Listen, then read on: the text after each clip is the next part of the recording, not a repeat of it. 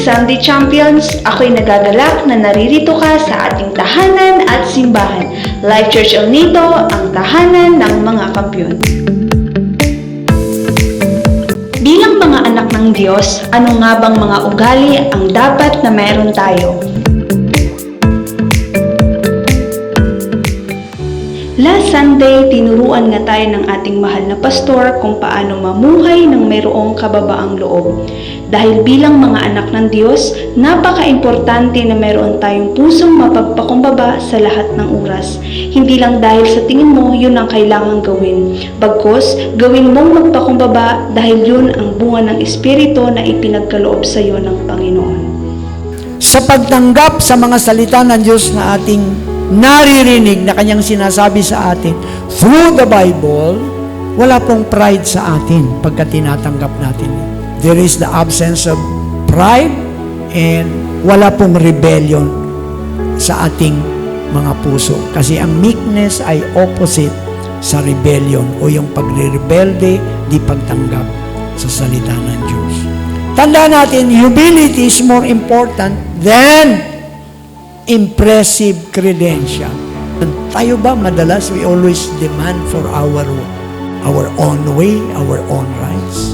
At tayo ba mayroon tayong trouble getting along with others? Madalas nagagalit tayo pagka things will not go our own way. Ang kailangan natin pag mayroon pa tayong ganong attitude is to pray to the Lord.